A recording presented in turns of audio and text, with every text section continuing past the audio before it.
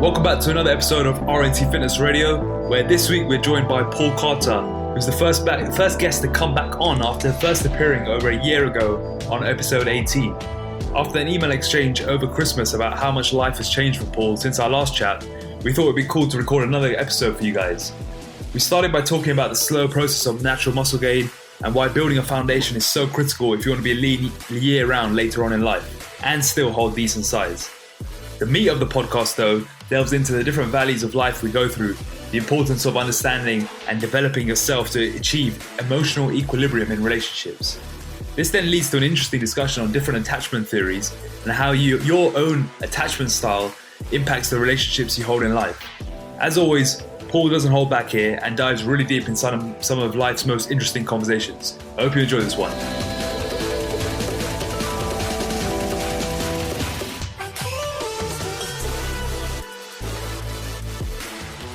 How's your own training going on right now?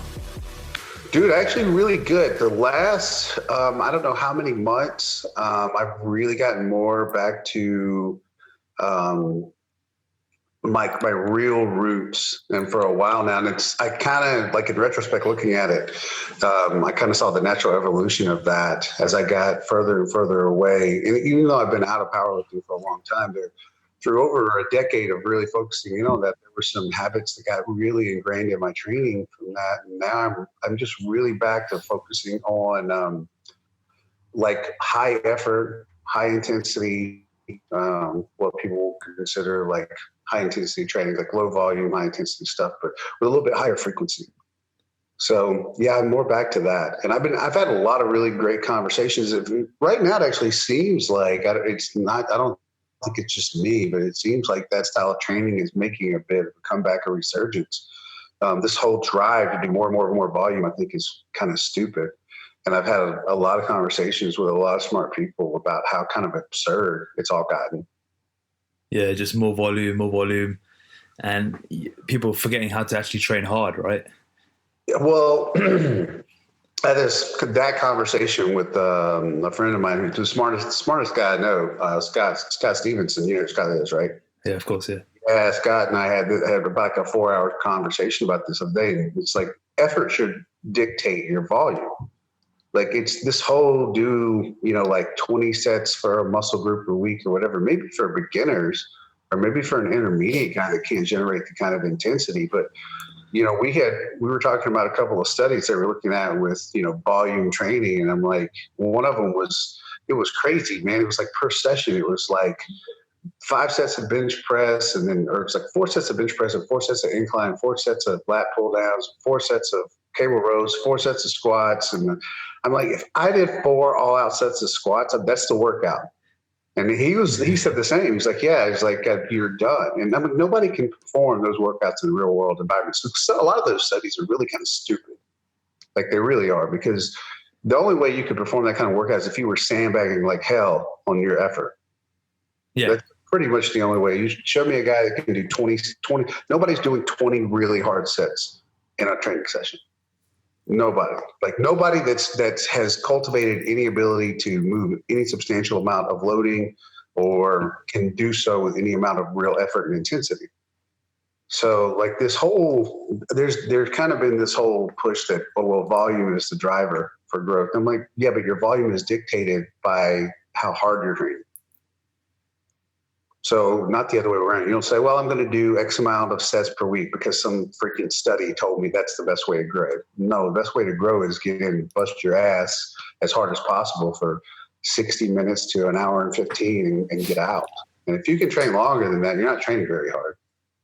And if you train hard in that period and you only do a couple sets per body part, for example, and you still make progression each week, that's still volume increase. Right. Well, yeah, that's the thing. Well, I'm kind of going over that in the book too. It's like if you go from say 315 for 10 on a movement to 315 for 12, your volume went up because you're supposed to be looking at total tonnage anyway. Exactly. So that's another thing they look at is they look at sets as the only way to add volume. But if you're basing a lot of your training around progressive overload, you're consistently adding more weight, more reps, and your volume is going up too, but your effort remains high. And that's how you grow. I mean, this is not that hard. But this whole push for doing more volume, more and more volume, even Brett Contreras and I, we've had conversations about it. I think he's got fed up too. Because he's like, if you're training really hard, you can't do a whole lot of movements and you can't do a whole lot of quote unquote sets in the gym. No, I completely agree. And I was talking to this with one of our coaches, Nathan, and I sent him a voice note yesterday. I said, dude, I absolutely messed up. I just did legs. I just did 2 sets of walking lunges, 2 sets of hack squats, 2 sets of RDLs. I walked out. I was completely done. But if all of those are done really hard, that's a lot of work. I don't care what people say. It's like, that's the thing that blows my mind when I read some of these routines. And somebody's like, well, I did 5 sets of squats. I'm like, there's some junk volume in there if you're counting those other than just warm-ups. Because like a really hard set of just 10 on squats, you have to think twice about doing another set of those. Yeah. Right? Maximal pounds for a set of 10. You're like, if you really went to what you consider failure, with on squats, I don't consider failure. I call failure on something like squats, like where you probably couldn't have performed another rep. Right? There's one left in the tank. To me, that's failure because your form's probably going to break down after that. But if you do a really hard set of just 10 on squats like that, you stimulated, you created the stimulus for growth, and you're probably not sitting there in the gym going, I can't wait to do another set of those.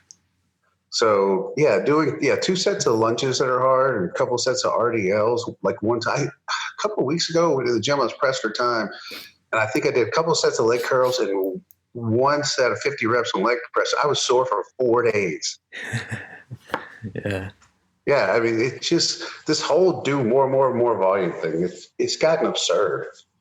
It's also a teachable skill, and it's something that comes with experience. So beginners or early intermediates listening to this, they might think, okay, I can only do 1 or 2 sets now. But I think you've got to train yourself to be able to apply that focused intensity into 1 set so that you can just, walk in, do 50 reps and get out.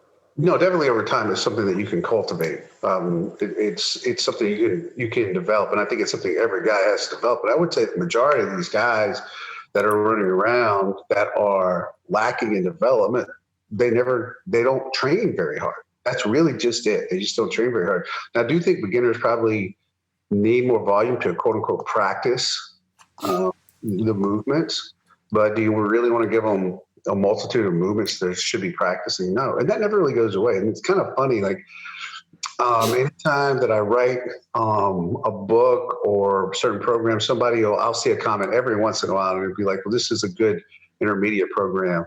I mean, like, what makes a program?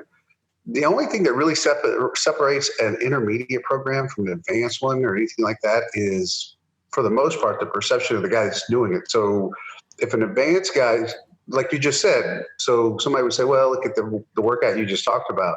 Somebody say, well, that's a good beginner workout. And you're like, no, dude, that's how I train after all these years. And you can put a certain amount of effort and intensity into those, and it's result producing. It's really not what's laid out on paper. It's how it's being applied by the person in the gym at the time. Yeah. And it's a good point that you made that you've come full circle, because another thing that I remember when I first came across your content a while ago was when you were at your peak of your early natural muscle building days, and you put that picture up of you looking like real, like kind of fluffy, and body fat was pretty high, but you were at your strongest ever, and you had the most muscle ever. And I like to get your thoughts on why everyone should go through that phase, because a big pushback that we get from a lot of our clients, for example, is they've got lean and they want to build muscle, but they want to stay super lean, but they need to let themselves grow. So I'd like you to tell everyone listening why they need to go through that phase. I went through that. I get clients that come in that have those problems, and the dramatic overthinkers. So. Yeah. Like they don't understand. So they get lean, and then they're kind of happy for about 7 minutes when they get lean because they can take a couple of great selfies, right? And they're like, I look really lean. But then they start complaining, I feel small. I had a few clients like this, actually. It drives me nuts. And I have to have this same conversation with them over and over and over. And so they get lean and they're happy because they're lean, but then they're always complaining that they're small, right? And I don't know if you go through that with clients, like especially all the time. Women don't really complain they're small, but or they may complain their butt's not big enough. So with a woman, and she gets really lean and she loses her butts because her butt was too fat. I mean, it's really that simple. Okay. Yeah. So you got to build more glute mass, but then they want it yesterday. So yeah, the reason why I think it's so important for people to, we just don't know any other way to really grow like a significant amount of muscle mass naturally, I don't know any other way that you go through that period where you're kind of force feeding yourself for a while and you're training as hard as possible. You can't just force feed yourself and be power shoveling food and then like training with very little effort. I mean, the training and the food kind of have to match each other, right? You're eating with a lot of intensity and you're training with a lot of intensity. And in order to really maximize your potential from a muscle growth standpoint, then you pretty much just got to eat a lot of food. You got to be willing to allow yourself to lose your abs and get kind of fluffy and kind of potentially a little bit chunky. And then the whole point is that later in life, after 10 years of doing this, and you don't have to bulk for 10 years, that's kind of stupid. But the point is you're probably going to have some, what I call like that rite of passage where you're eating so much that you kind of hate life. And you're training so hard that every training session leaves you exhausted. And I just don't know of any other way to go about doing that if you want to maximize your muscular development potential. And so for those of us who've done that, then we get to kind of walk around in life later and we can be lean with a significant amount of muscle mass. So the people that don't want to do that, they kind of end up spinning their wheels and they get caught in what I call like no man's land, where they're for a long time where they're not really lean, but they're not really big either because they can't really decide which one they're actually committing themselves to. You probably know, if you've got enough clients, you know what I'm talking about. So it's the one guy who's like, he's not willing to kind of give up his abs, but he's not really willing to stay super lean. So he's kind of disappointed with his results because he's not big and he's not lean. So some guys like that even end up like that in that horrible skinny fat mode for a long time because I know exactly. They can't decide which one that they want to commit to. So, but you got to commit to one or the other for a while. And the other part is a lot of guys don't understand that it's a long, long process. If you want to grow, muscle growth does not happen for the majority of people unless they have one of those exceptional genotypes. Then it's just a very long, drawn out process. It's a very slow thing. Yeah, I'm so glad you said that. I could just point people to this podcast now and just say, just listen to Paul for the first 10 minutes here. And I had that conversation with my little girl the other day. My 12-year-old, she's been lifting a little bit and doing cardio and stuff. And I told her when I was young, and this is what I would say to young guys. For young guys, like unless you make that's the time in your life when you're young, when you have, whether it feels like it or not, you have the least amount of kind of life stress and life problems and all those things. So during that time, when I first started lifting, I was so like intensely laser focused on growing. That was all I cared about, just getting bigger and stronger. Like every day, weighing myself. I don't know if you ever went through that where you weigh yourself 4 times a day. So if you happen to gain that magical 7 pounds from AM to like 6 AM to 6 PM. But that was my laser focus for all those years. So from the time I started when I was 14 till I was 98 pounds when I was 14.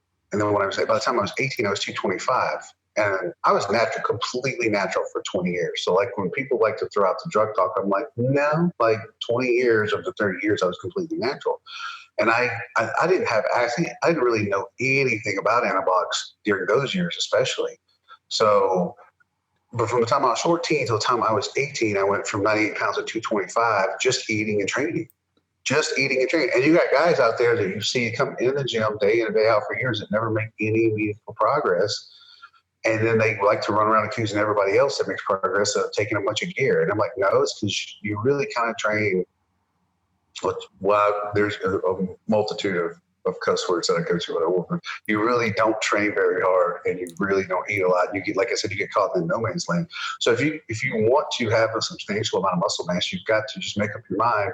I'm just going to eat a lot of food. I'm going to put 6 months or a year of training harder than I've ever trained, pushing the envelope to add more weight, more reps to the bar, and eating a absolute metric butt ton of food. And there's just no other way. Yeah, you're going to get kind of soft and fluffy, and you might have those mornings. You should probably strive for those mornings where it's difficult to put your shoes on, to tie your shoes. That's how you know when you're really, really bulked out, is when you're tying your shoes. Yeah, and you got a constant bloat, right? Bloat. You're just fat too. But yeah, I mean, what would you say to? No, go. No, I just don't know any other way to do it. No. What would you say to the guys who, they've never really trained much, and then they start training in their late 30s, early 40s, and they get into amazing shape. They get abs for the first time ever, and again they realize they're too skinny and they need to build muscle. But it's so they're over 40 now. What do you advise to them? New training guys, I think that is the majority of guys who think they're really jacked, that decide they're going to get in good shape, and they think, and I've written this a multitude of times, is they think they're going to pull off 20 pounds and they're all of a sudden going to be ripped, and they don't realize, no, it's really going to be more like 50. So, yeah, I mean, that's the thing. So you get the guy that comes in and in his 30s, he's never trained before. I think those kind of guys you can have, because you're still going to get those newbie gains, right? Those guys still grow early on, pretty substantially. And I think during that time, yeah, they can be eating in order to, to help facilitate that growth to a much more efficient level. But once you get into your 30s, and especially any of those guys, and I get these questions asked by guys in their 40s, they're like, should I bulk or cut? I'm like, dude, are you out of high school? Because if you're out of high school, if you're a grown man in your 40s, I don't know why you're doing bulking and cutting cycles. You can have what I call like mini bulks, where you maybe eat, in a surplus for say 6 weeks, but then you should definitely have 4 weeks where you follow that up, where you kind of go into maintenance mode or into a hypocaloric state for a while to not get, the bulking stuff is for young guys. I know guys that are still in their mid-30s that are doing bulking and cutting cycles, and I just don't know what they're doing, because you don't look any different. By the time you've been training 15 years, you've pretty much built all the muscle mass that you're going to build. So what you're asking is for those guys coming in, I would think that for a new guy coming in like that, eat in a little bit of a surplus. You probably, if you're in your 30s, you don't need to be doing power shoveling, chowing down. I was telling my girlfriend the other day, I forgot about this. When I was doing DC training, this is the truth. So I would eat super clean all day. My supplement to my diet for added caloric intake was 6 McDonald's hamburgers every day. Oh my God. But they're not like, it's just like, I started with 3 or potentially 4, but I'd go to lunch every day and they're only $1. So, I'd get like 4 or 6 but what's funny was the rest of my diet was actually looked like pre-contest dieting, but I would just supplement with like 4 or 5 McDonald's hamburgers every day. And that was from that one picture that you're talking about that was during that time. And that was how I supplemented. So something like 6 weeks of that. I'm not telling somebody to eat McDonald's hamburgers. I'm just saying you can go into a surplus for 4, 5, 6 weeks and then peel back a little bit for 3 or 4 weeks. If you're a guy in your 30s and you're a noob and you're trying to grow, but you don't want your body fat getting out of hand, and that's a good way to do like a mini bowl and then like a little mini cut, so mini diets. And that's a little bit more of a happy medium until you build a certain amount of muscle. And that's going to be 3 or 4 or 5 years down the road. It's not going to happen overnight. And then you can decide, hey, I'm going to actually get in shape. But you got to have something to carve out before you start doing some kind of diet. I mean, if you don't have any substantial amount of muscle mass and you lose a bunch of fat, you're going to be really skinny. What's funny is every time people start laughing about those BMI charts, they're actually pretty close, and nobody wants to listen to me on that. They're for the average person just walking around that doesn't lift weights, they're actually really close. They're pretty spot on. And here's the thing: go look at them sometime, add on a mere 15 pounds to each one, and think about a guy being lean, like in shape, and it's about right. It's not that far off. But all these guys that think they're super jacked, they're actually like, they're really just fat guys they're muscular, what I call muscular.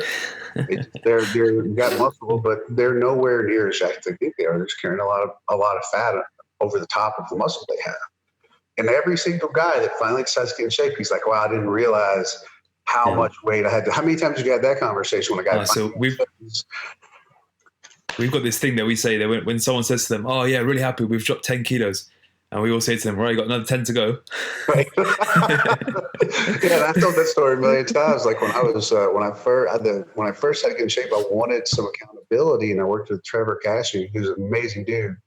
And every time that I check in, he would just say, "You're still fat." I mean, for a year, he's like, "You're still fat." Even when I knew I'd gotten and have like ab veins, he's like, "No, you're still fat." And I remember the day he pissed me off the worst. He's like, he said, "You're probably going to need to be about 198 before you get lean." Dude, I lost my shit on that. I was like, after training 25 years, I need to be 198. I stepped on stage at 225, so he was wrong. But he told me, he was like, "Yeah, I was just really pushing you, to make that happen," which I appreciated in retrospect. But at the time, I didn't know how serious he was being. I was like, 198? I'm like, I was 198 lean when I was like 18, 19 years old. I remember I got in shape naturally to go back into the military, and I was 205. So I was like, I don't think I'm going to be 198. So it's always way more. And I can't emphasize that enough to guys. Like, I've written about it a million times. I've talked about it on multiple podcasts. And I'm like, for the guys that have been doing the power shoveling or powerlifting or strongman or any of that kind of stuff, they've got like the two upper abs in the morning when they wake up and they're dehydrated and they think they're lean. They got like one bicep vein. I'm like, no, dude, you're still fat. Just because you've got some areas on your body that are kind of lean doesn't mean, why don't you check that pack of hot dogs on the back of your neck, bro? Like, you're still fat. You're really lean. I heard a guy say one time, you want us to get really lean, make it a goal so that every part of your body feels like the knuckles of your skin. Yeah. Yeah. So that's, I've been there before. That's what getting really lean is. And, it's funny how guys have such an emotional attachment around the number of the scale, right?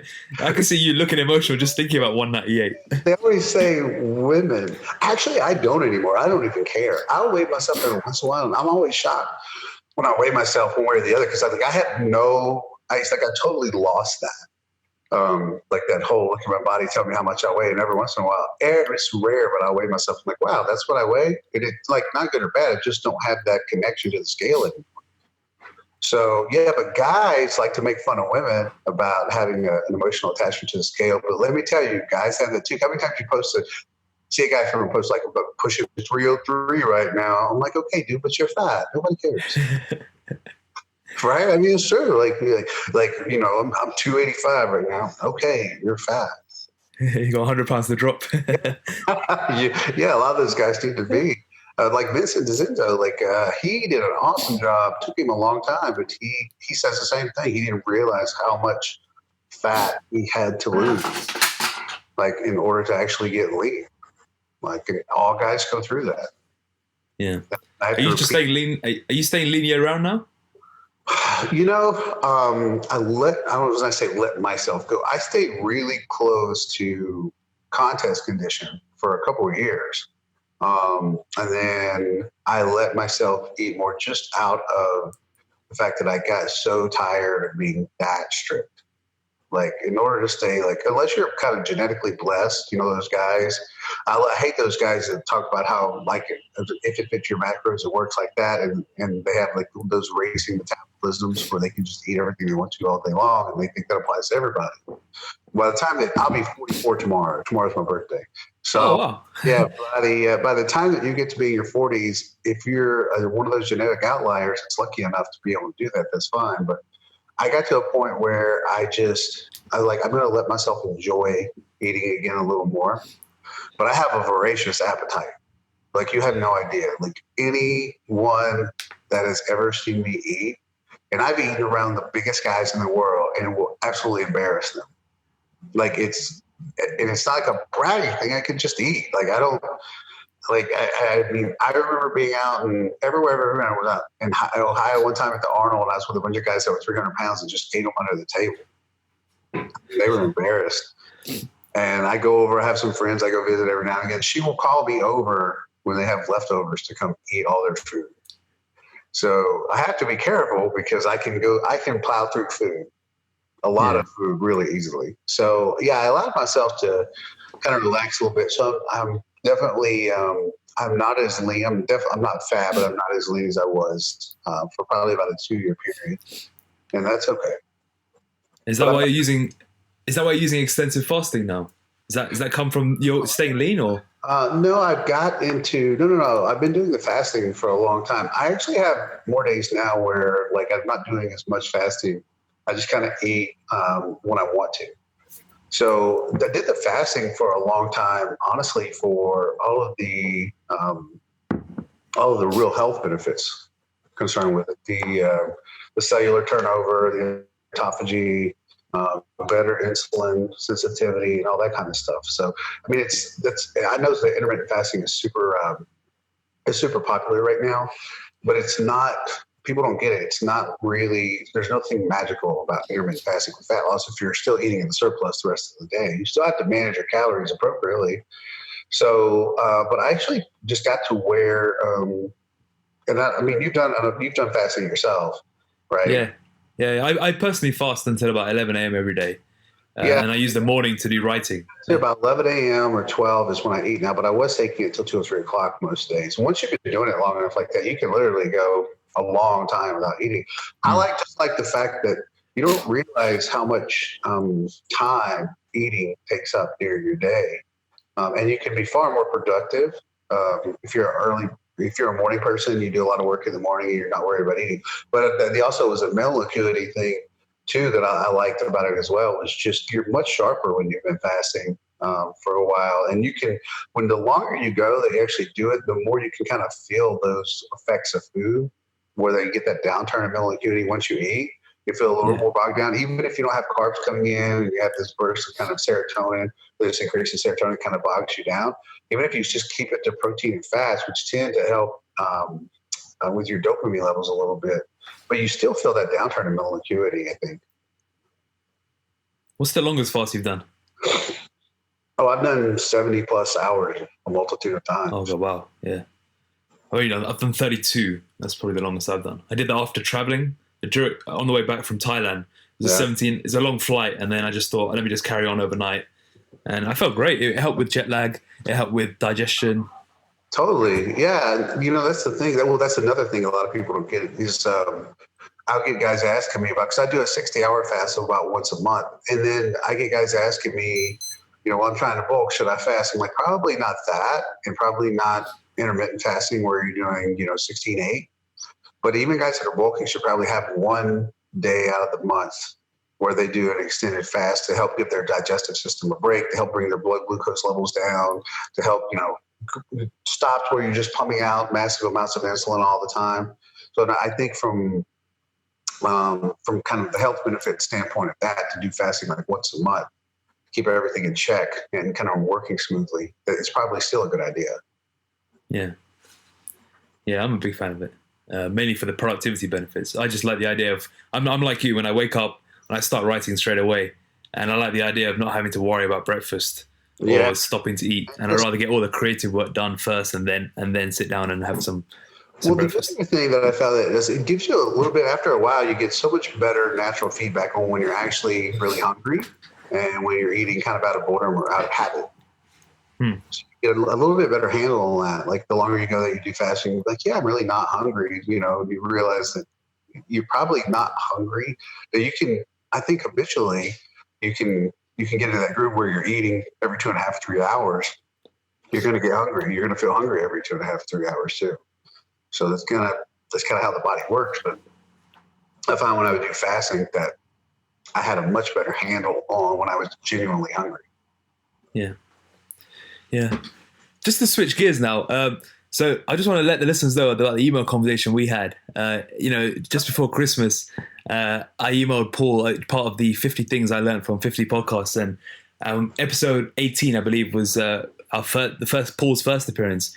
And in that episode, he talked about working on pain points that you've dealt with in the past, and overcoming scars in order to move forward in your life. And I shared this in an email with him, and that's what sparked the conversation to get back on a podcast again, and in part discuss how things have changed for Paul in the last year. Now it's been almost pretty much exactly a year since we last recorded. So I thought it'd be really interesting to see where Paul's at now since then, because we had a lot of good feedback on that episode where people could relate to a lot of the kind of the dark times that Paul was going through at the time. So I know it's a big shift in conversation here, but I think it'd be quite cool to discuss this. I can tell that's always a much like talking about training and all that kind of stuff. Yeah, it's great and all, but after a while, so you've done it so many times. I find life so much more interesting than talking about training stuff, right? I mean, part, there's been a multitude of shifts in my life. Clearly, I was in at that time. I think if it would have been a year ago, but I was in kind of an in and out relationship at that time. That was just they couldn't find any emotional equilibrium, and her and I could never get on the same page about what type of relationship was supposed to look like, and it became very draining over that time, and eventually it went down like the Hindenburg in an oil field. So that's how things tend to work. Is you don't stay together if things are good. You tend to, I remember asking my buddy Sweet one time. I said, why does it always have to be so bad by the end? He's like, well, that's why it is, because it's so bad. and then I was already in the process. I'm kind of always in the process of doing self-development and working inwards. And the one thing I can really thank her for is that over the 3 years of relationship, through so many seasons and phases, I'm constantly wanting to know and learn, regardless of training or life or relationships or whatever. I spent so much time reading so much, and even working with other coaches, like about relationship coaches, about so many multi-factors that we deal with in our romantic relationships, that I have learned so much in that time. And so coming out of that was really difficult, because I had a lot of painful self-reflection that I needed to do. And I think that's key for everybody who's kind of trying to find their way. I mean, our romantic relationships end up ultimately being the most important relationships that we develop in our adult life, because that's what we're searching for. That in that pair bonding is the person that's going to be sitting across from us. Hopefully, by the time we're in our 70s or 80s or whatever. So those tend to be the most important relationships. That's what we're wired for anyway, is the whole pair bonding thing. And so that was a huge part of the last year. Yeah, I'm in a completely different place in every way, where I am right now from there. And so much I learned about that whole process that I don't think a lot of other people put a significant amount of time being introspective enough to learn. So, I mean, there's a multitude of areas. Yeah. Yeah. Yeah. So you mentioned to me in the email that you said you wondered why, for the longest time, you were able to pour into someone else, but you never got the reciprocation back. You never got the appreciation back, like you were giving to your partner. Why was that? And what did you need to do to be able to change that now you can reach that equilibrium? Well, one of the things about that is what that is called, and what that looks like is codependency. I've talked to a lot of people about that now that come to me. So when you get to a place in your life where and anybody ends up listening to your podcast that feels like this, that feels like they're not enough for another person, they're consistently in a phase of where they're trying to do things to show that they have value, and this other person is going to wake up and appreciate them. Because a lot of people go through that. They're like, I do all these things. I've heard the story a million times. I do all these things. I pour out, I give, and they're like, and I'm not getting it back. Well, that's called codependency. And you need to get out of that relationship, and you need to spend time figuring out why it is that you feel codependent. So one of the philosophies, and I'm working on this in the Warrior DNA book, is that we have two really main questions that we need to ask ourselves if we want to start getting centered again in our life. And then the two main questions are, how do I view myself, and how do I view the world? And that's really everything. And that's all related back to attachment theory. And attachment theory is like one of the most sound psychological theories that we have insofar as how we see, view, imitate our relationships as far as intimacy, love, nurturing. And it all comes back to how do we view ourselves, and how do we view the world outside of us? And if you dig deep enough, you'll understand that it ultimately answer every question you have about the dysfunction that you have in your life. Yeah. Could you give an example to the listeners about the attachment theory and the answers to that? Absolutely. So This will probably help a lot of people.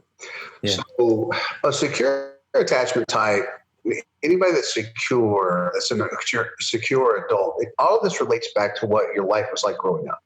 So if you get somebody that's secure, what they generally are like is They have a pretty good, healthy opinion of themselves. They tend to be trustworthy. They tend to have trustworthy friends.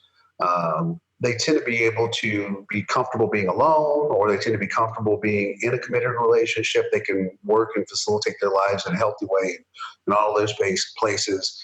They can tend to exit a relationship that is not serving them very well with dignity and grace, and be like, this is not what I'm looking for. This is just not for me. They tend to have good boundaries. So that's what somebody who's secure looks like. And somebody that's secure tend to grow up and they tend to have most of their emotional needs met. They tend to, basically feel nurtured, safe, loved, and heard. They tend to have a healthy sense of autonomy. So it's kind of, the projection is about maybe 30 or 40% of the population falls under the secure attachment type. And then the other two most common attachment types are anxious and avoidant. So somebody who's anxious, the reason that got developed is because their emotional needs is sporadically met by their caregivers when they were young. So, basically what they would have figured out is that sometimes their emotional needs were met, but then they had an emotional need that wasn't being met. They'd learn how to cry or throw a fit or that kind of stuff.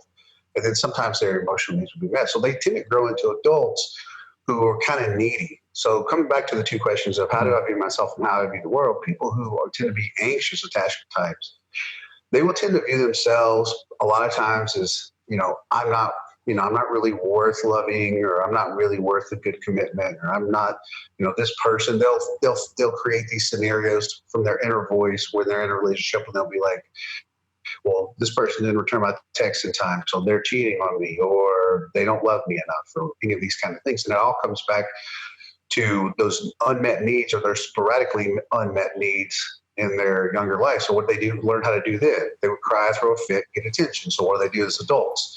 Well, they'll tend to text 147 times overnight. The girl that, is like, why are you liking that girl's picture on Instagram? Or the dude showing up in your, at your work parking lot saying that you're sleeping with the janitor at work, when he's got absolutely no proof behind this kind of stuff.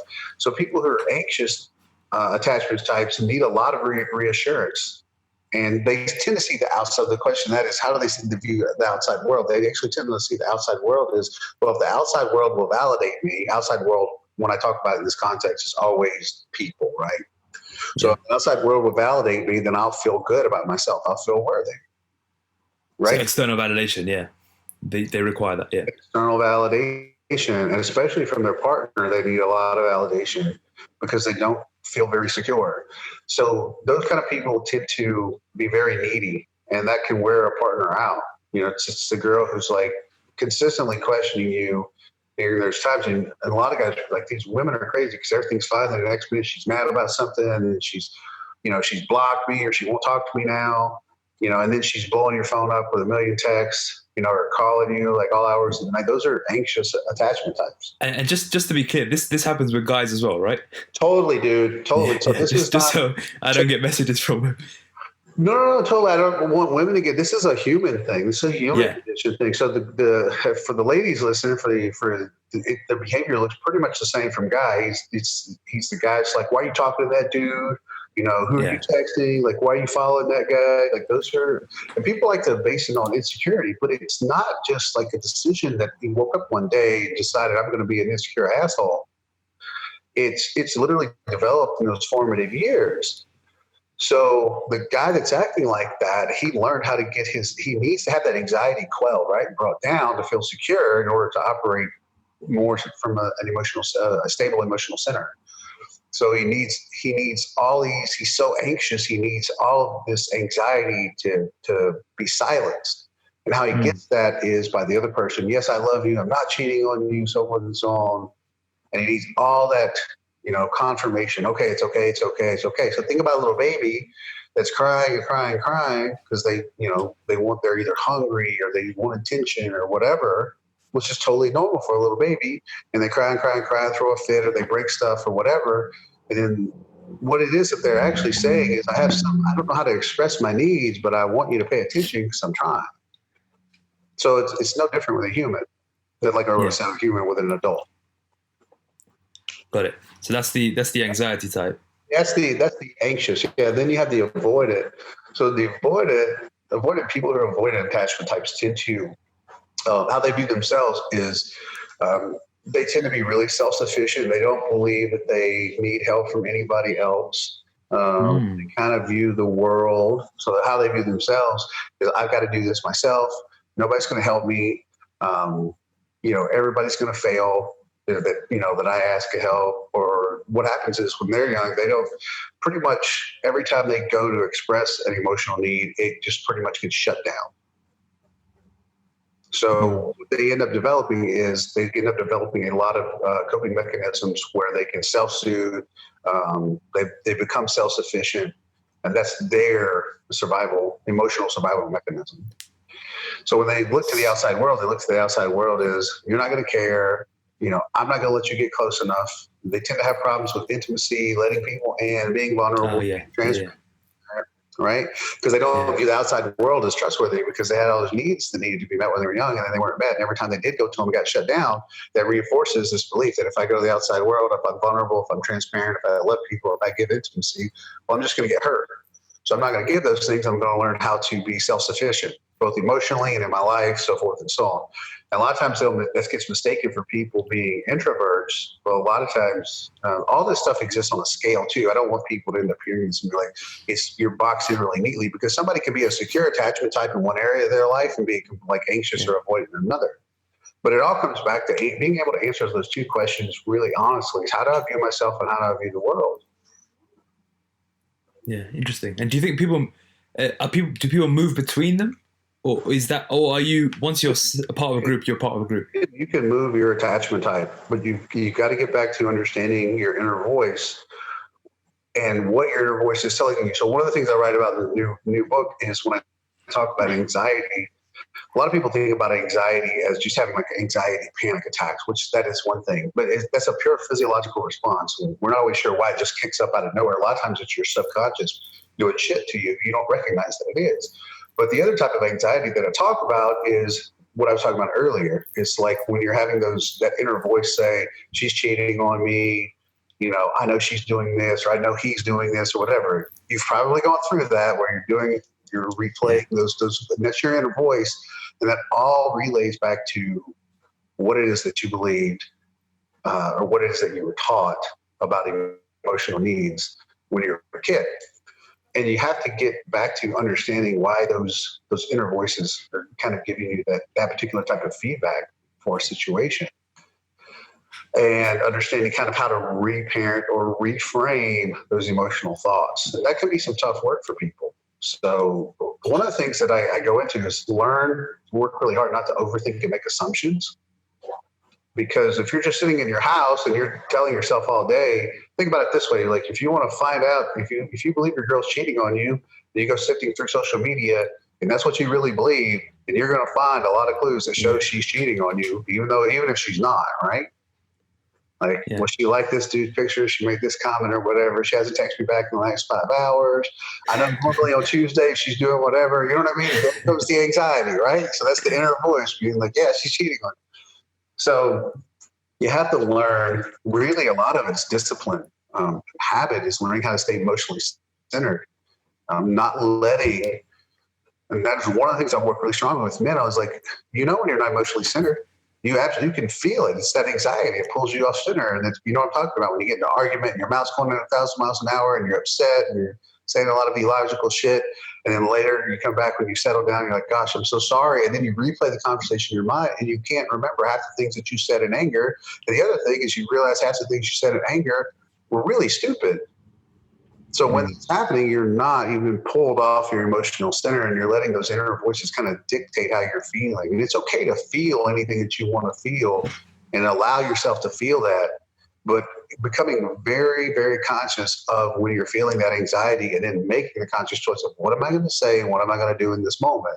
So am I going to be guided by my emotions and let that pull me off center and just start emotionally vomiting all over the place? Or am I going to say, this is how I'm feeling. I feel angry, and state why you feel angry, and then kind of navigate through that in a way with control? Or are you going to allow that to pull you off and you just let your emotions? Because that's not the sign of an emotionally mature person.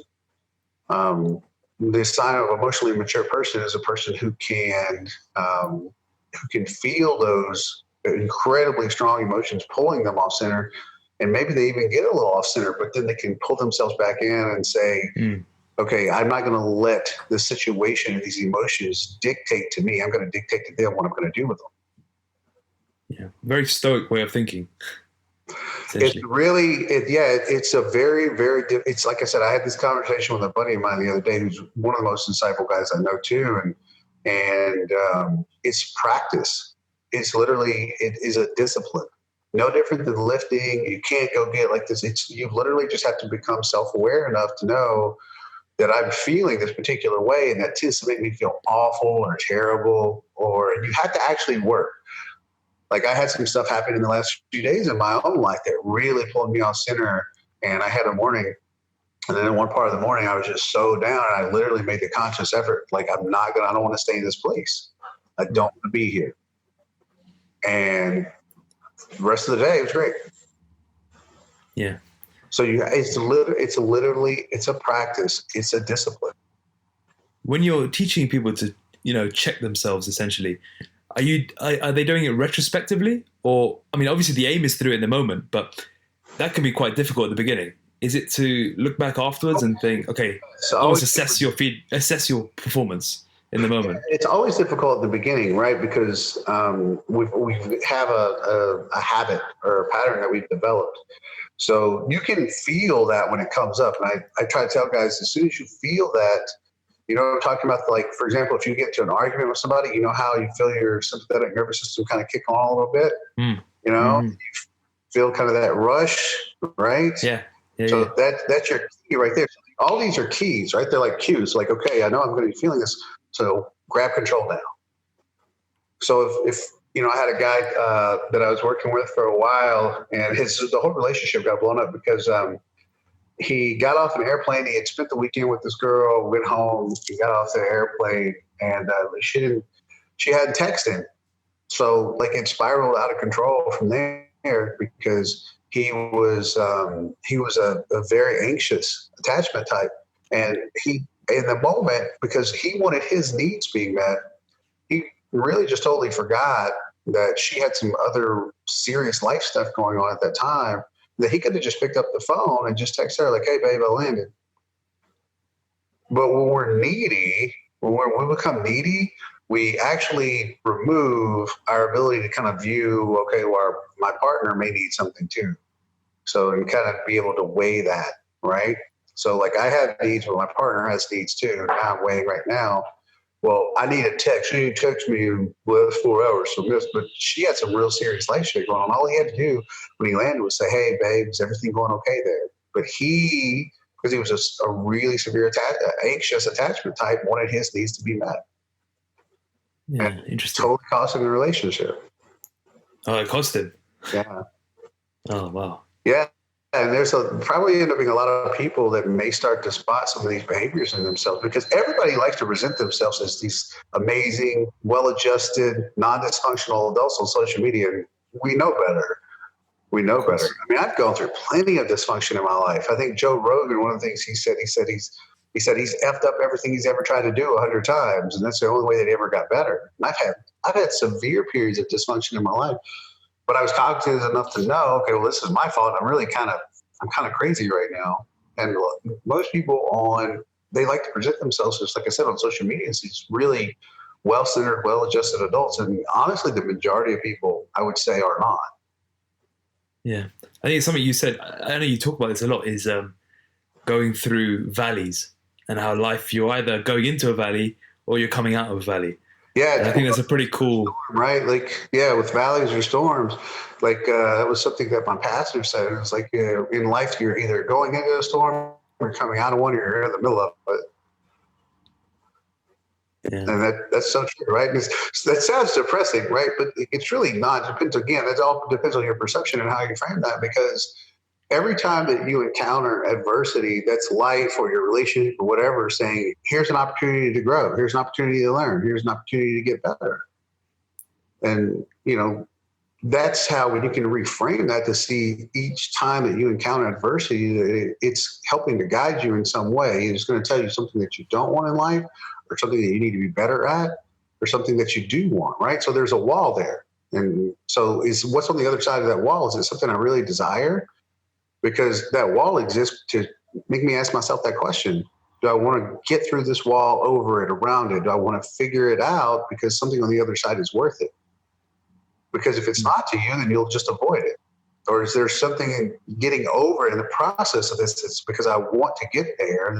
That's where the growth happens, right? In the process, right? And it's never like with the arrival, it's never getting there. Everybody thinks that if I just have this thing, if I have this amount of money or this amount of followers, if I accomplish this thing or get this trophy or whatever, then I'll be happy.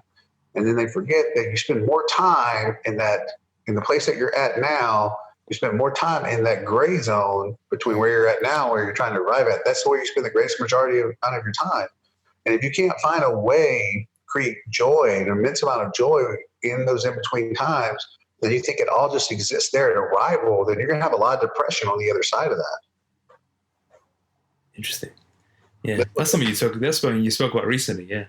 Yeah, that's what's known as arrival fallacy. The belief that you're going to obtain something or achieve something that's going to give you a sense of completeness about your life, but it's very fleeting. It comes and goes. Everything that you've ever accomplished in your life, you realize that, yeah, you feel happy in the moment, and you might feel very fulfilled for a day or two, right? But it goes. It doesn't. It's never eternal. Yeah, that's why you got to enjoy the journey and the dip. It's a very cliche thing, but it's absolutely true. It's like that's where you spend the majority of your time, just in the journey, like walking through that process. So, yeah, I don't even know how we got here to that place, because we were talking about attachment type. I think we were talking about, what is it? Initially it started with well-adjusted adults. Yeah. But think about it, dude. Like, okay, so how many really well-adjusted kids do you come across? Really well-adjusted kids with good manners, know how to control themselves, that kind of things, because they feel secure. When a child feels secure and has boundaries and has discipline, but has love and nurturing and all of those things, when all those needs are met, you find you're around well-adjusted kids. You ever been around kids and you're like, wow, your kids are so well-behaved? Yeah. Because they know boundaries, right? They know they're not supposed to do stuff. They can't get away with this. They'll be disciplined if that happens, but they also feel loved, nurtured, all those things, right? So those they grow up into well-adjusted adults. Most of us, you can have somebody who grew up in a great, loving home, so forth and so on, and then have some early relationships in their life romantically that skew their attachment type. It can skew it, the romantic relationship. It doesn't really. It's harder and harder to move as you get older, because again, it's something that's literally wired into the brain. It's literally wired into that frontal lobe in the way that we access emotions out of the amygdala. Which attachment type are you, if you don't mind me asking, and how have you moved it? I was strongly anxious for a while, and then I worked on that. I was very needy at times, and I never had a problem with intimacy, never had a problem with being vulnerable or any of that kind of stuff. But at times I was very anxious, and I had to work hard on that. And here's the thing: it's a never-ending battle. And some people can go and have extended relationships, but it always takes one secure person in the relationship. One person has to be at least secure, or like I said, it's on a scale. So there's this thing that's anxious secure, and there's avoidant secure, and then there's just secure, where that person is majority secure. There's also anxious avoidant, and those are the worst people, but they also tend to be the smallest percentage of attachment types. Those are the people that they think really shitty of themselves and the entire world. So they tend to have all the worst traits of anxious and avoidant. And they tend to have really horrible coping mechanisms. So those are the worst types. But those are a very small percentage of the population. But yeah, I was anxious for a while. That was something when we talked about earlier. That's what a lot of times anxious types tend to have, codependency issues. And working through those codependency issues, coming back to really, it's kind of one of those Pinteresty kind of things, is really understanding your worth, right? And what it comes back to is reframing those two questions, right? How do I feel? How do I view myself, and how do I view the world? Getting back to some really honest answers about those questions.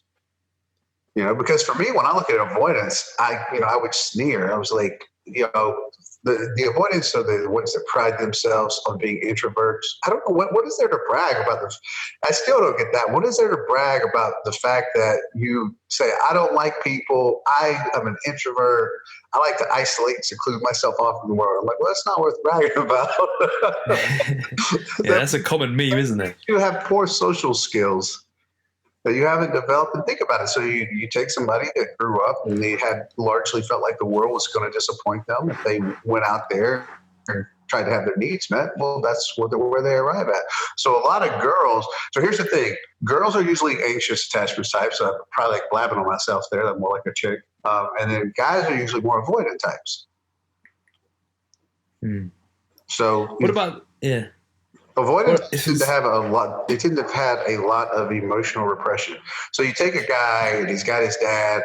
Say you're a little boy and something hurts your feelings and you cry. And I'll give you an example of this. I'm writing this example. Say a little boy, like he falls down, skids his knee, and he cries. This is a normal reaction, right? Like he's either scared or hurt or whatever.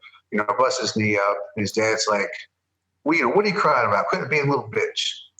So right then in that moment, all he wants to is in that moment doesn't mean you got to pick your son up and like hug him or whatever. But think about it. The other father who goes over to his son and says, like, what happened, sport?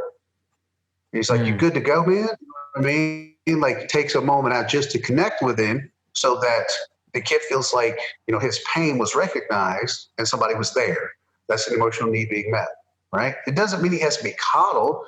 But imagine the dad walking over and like, hey, what happened, bud? You okay? You good to go? Well, you good to go, champ? That's a completely different way of connecting with your kid than walking over and go, don't cry like a little bitch.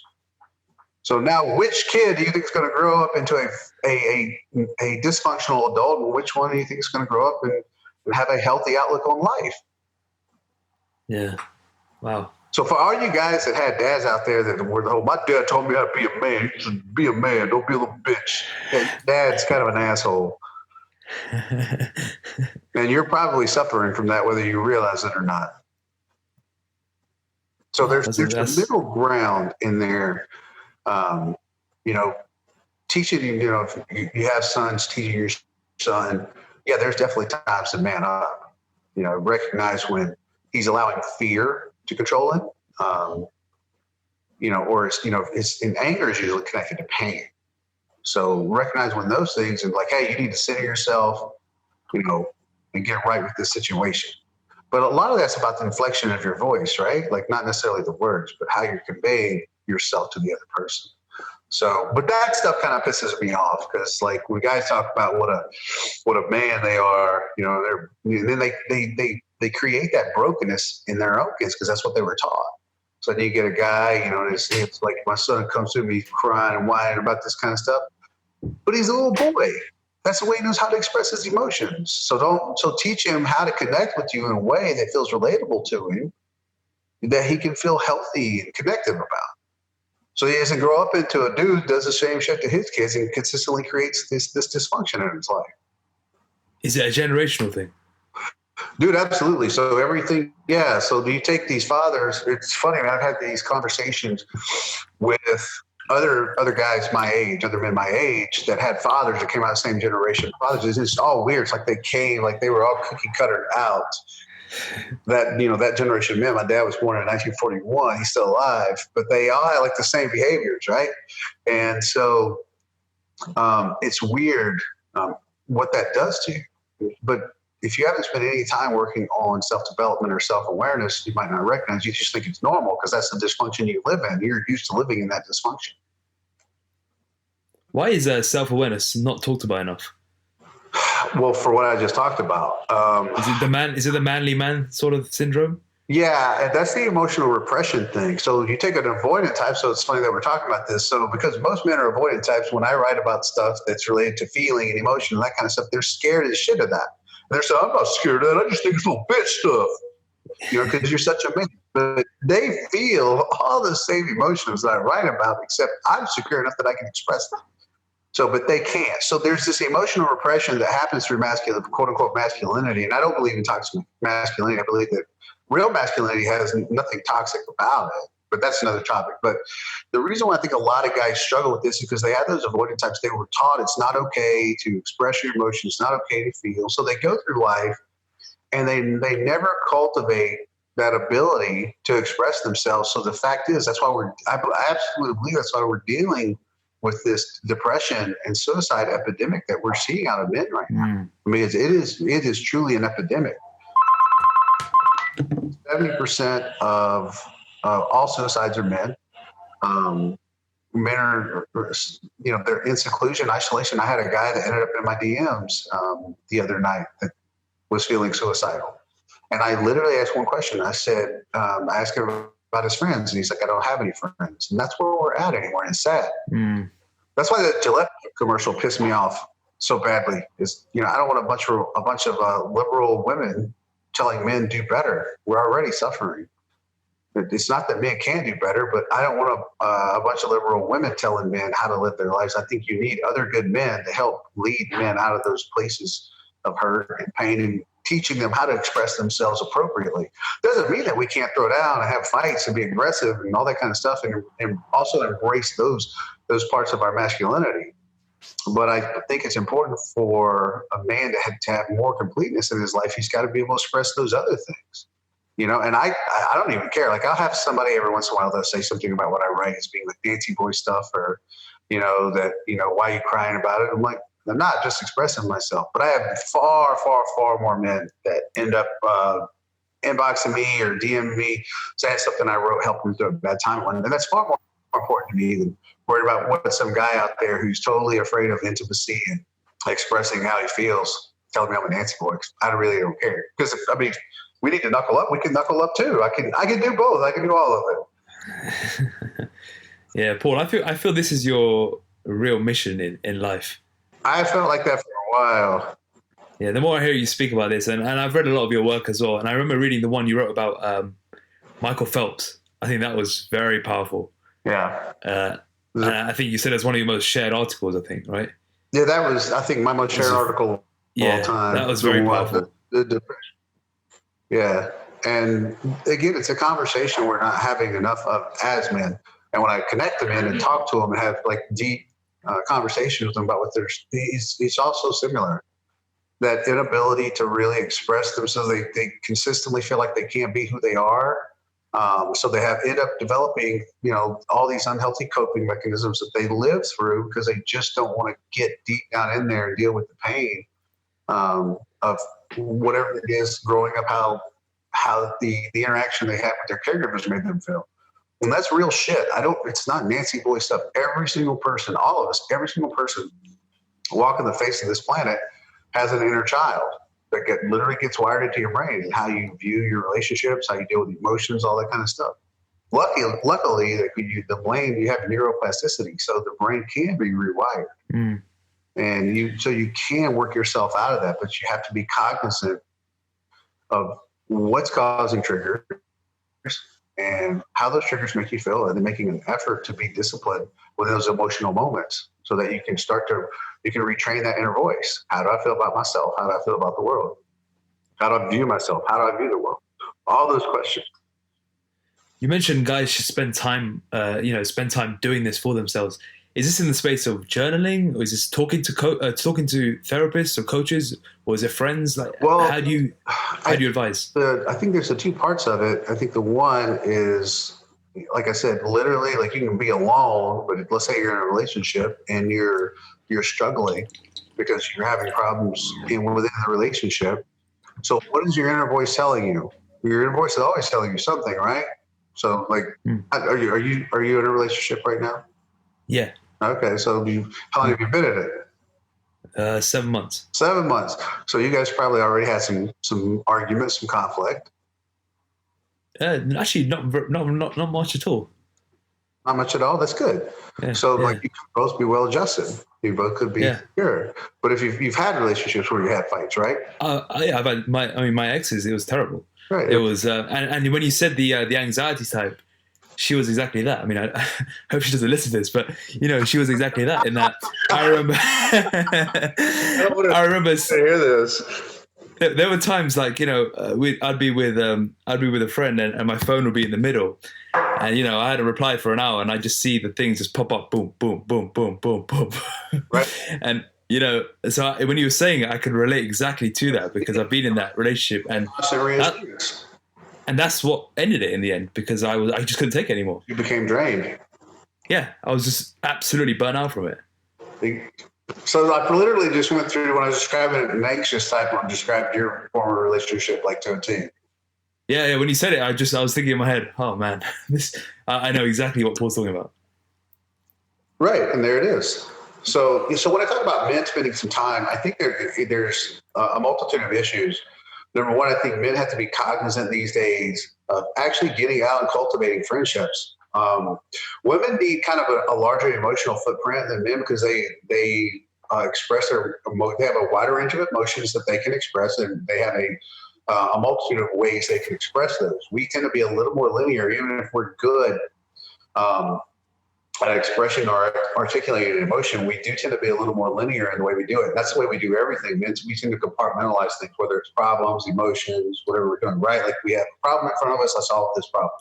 But women tend to be more dispersed. And they tend to, one of the things I like to tell people is like, you ever see a picture of a railroad track and it's just a single railroad track going down like the middle of the woods, like the forest or something? It's like, well, that's how men think. It's not a bad thing. It's just how we operate and organize problems in a very linear fashion. But if you ever see one of those pictures where it's like 72 railroad tracks, like in a big city, and it's crossing all like this right here. Yeah. Women, and it's not that they're crazy. It's just they process emotions and deal with emotions very, very, very differently than we do.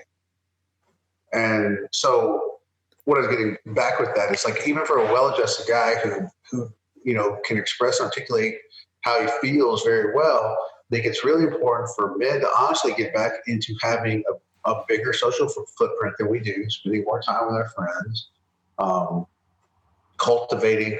Think about it, when you're a kid, you spend time with your friends, but not only that, but just even going back, like we have so many of these super normal stimuluses now. Like we're really not physiologically designed to be connected to like thousands of people. Just on a daily basis, right? Like growing up for thousands of years, the way that society's worked is you had your family at a very small social circle. You cultivated your life within those kind of tiny places. And now we're connected with a super normal stimulus. We have foods that light up all of our, that light up our dopamine that are hyper palatable foods. You eat. Nobody eats one donut, man. Nobody eats a single freaking donut, right? Like, so we have all these foods now that are overly processed that light up all the reward centers in the brain. They just want to eat more. We have the ability to connect and, get hundreds or thousands or tens of thousands or millions of compliments instantly. Yeah. Right? Through likes. They've already proved that also gives you the little dopamine spike. So we have all this, we're really not wired to exist in that. So I think men have to, a big part is actually getting back to cultivating real relationships. I wrote a status a while back. I don't know if I'm going to put it in the book, but one of the things you think about how we've changed is dating, literally how we initiate, start, and cultivate romantic relationships. So what used to happen before the internet, before social media was you saw a pretty girl, you had to get through. We talked about the wall earlier, right? Like adversity. So the adversity, like women don't. Anytime I tell a woman this, that they don't know how hard it is that we had to dig down to walk up to ask her to dance. Like when you're like in high school, like when you're younger, like junior high, like how hard it was going with that courage to ask a girl to dance. So if you think about the whole process there, when you got older, before the internet and stuff like that, if you saw a pretty girl, well, you had to actually go up and talk to her if you wanted a chance to get her phone number, if you want to get a date with her. And then you had to call her house, and then her dad would probably answer, so there's the other option. So you had to get past that fear. Then you had to show up and knock on the door and kind of get the approval potentially of the family. And now what a guy does is that if he sees a girl, he finds her online and he stalks her for a few weeks to find out all he can about her. And then he slides into her DMs with some kind of bullshit line. And that is some weak, cowardly shit, really. It really is. Like, it's the thing, that whole process, right? We talk about the process and what it cultivates and what it helps to manifest in your life. That's been removed. So what I'm consistently telling guys to stay out of women's DMs, because women, for the most part, do generally hate it. Because there's 1,000 dudes in there just having conversations with themselves. Hey, how's your day? You look beautiful. Girls do it as well, though. What? Girls do it as well. Girls definitely do it as well. Just get put on ignore, though. But I think a big part of is where moving men out of this depressive state is that we've become so isolated, and then we're also struggling. A lot of men are struggling from those positions of not even really understanding how it is to express what they feel. It just feels like frustration in them, right? And when you're a hammer, everything looks like a nail. So the default emotion that men are expected to be in is either apathy or anger. Either men are supposed to be pissed off. This is the acceptable emotional range for men by other men who are emotionally repressed, is that you're either supposed to be angry about everything or you just don't give a shit, right? Like, how many guys do you that love to wear out that phrase, like, because I don't give a fuck, right? Like, pardon my language, but how many guys are like, that's their go-to line? Like, this man not to give a shit. I'm like, okay, I don't understand. Like, I didn't know that apathy, like, you have to decide what it is. You can't care about everything, but if you don't care about anything, then that just kind of makes you a sociopath or a psychopath. Yeah. So, Paul, social media is only about 10 years old, and it's only really taken off in the last 5 years, probably. What do you think is going to happen in 20 years' time? We'll have something totally different. Like, and we should all know that, right? Like, Facebook is nowhere near as popular now as it was 5 years ago, 6 years ago. And Facebook now is mostly for people posting up pictures of their dogs or going on political rants. I don't know, for anybody who just got Facebook the last 5 years, it was fun 8 years ago. Like, there was a lot of fun interaction. Hell, I miss message boards. Yeah. For the people who miss out on the years of message boards, there's so much of my training education happened on message boards because it was a consistent fun togetherness community sharing of ideas. Right? People gravitated towards a particular topic and you talked about it all day. You learned a lot through those conversations and arguments. If you had those arguments, like, well, if you wanted to be the one who was quote unquote right or correct, you had to go do some research. So when a lot of people ask, like, how did I get where I got? I'm like, well, there's a lot that I can attribute to message boards. But as far as where we're going to be, well, we won't be where we are now. Technology is evolving at such a clip. Wherever we're going to be is already being developed right now. We just haven't seen it. Think about that. I heard a scientist a while back, everything you've ever seen in a science fiction movie is either already been created or is being created right now. Yeah, interesting. Yeah, I can see that happening. What about in the sense of in what we're talking about here, in that, going from asking the girl out in person to then sliding in? Can it get any worse? I would say, the reason why that came up, and I'd had that conversation about 8 months ago with some friends, and we were some guys when I was out in St. Louis, Missouri, and we had that conversation about that very fact that social media has circumvented that process that kind of helps develop us socially as men, right? So now we're less social because we just circumvent that whole process. And you want to find out how truly dysfunctional a person is, put them in a bubble where they're safe. Think about that guy, the guy behind the computer that'll talk shit and would never say that kind of stuff to your face because I would punch him in his mouth, right? That's just how. So you find out how much dysfunction a person has when they feel safe and they're in a bubble, they're disconnected. So for guys who are like, when I talk about that, I'm like, go out and actually approach a woman, and I don't mean in a stalkery, creepy kind of way. I mean, that's the point. Learn how to do that in a way that makes her feel she's respected, but that you're interested in her. That's how we're wired. That is not toxic masculinity. Golly, I wish I could call drum strikes on all those people from Gillette. Because like the one part of that commercial where the guy's like, whoa, whoa, whoa, and the other guy's like, not cool, not cool. I'm like, he saw a pretty girl. He was going to go talk to her. That's what I got out of that part. Somebody else is like, he's going to sexually harass her. Well, that's because the stigma we've placed. Think about the position men are in. Is that the whole rape culture thing and the stupid ass Me Too movement is that if a man just goes up to talk to a woman, like literally it's interested in her. That's how we dated, got married, and all those things forever until social media. You saw a pretty girl, you're like, man, that girl is beautiful. I would like to get to know her. Wow, that's just the human condition at work. That's how we work. That is not toxic masculinity. That is not rape culture. Yes, he should be able to do that in a way that's respectful. But I'm telling you, talk to men now see face, and men fear that. They fear just walking up and talking to a girl, not just from their own fear standpoint, but from this ideological paradigm that they're dealing with now, from where it's like, if you say the wrong thing and look at a woman wrong, like she's like, that's part of rape culture. And you're like, holy shit, like I just wanted to get your number. Yeah.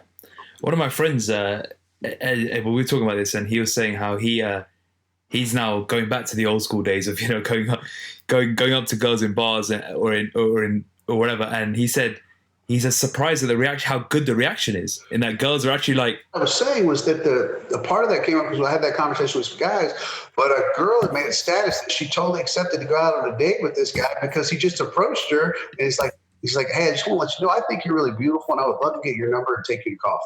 And she was thrilled. Thrilled. Yeah. So I want to hear this. Go ahead. So your buddy's telling you this because that's what I've been hearing as well. So he was in a bar or a pub, and he went up to her. He said, "Hey, you look great." Gave her his number.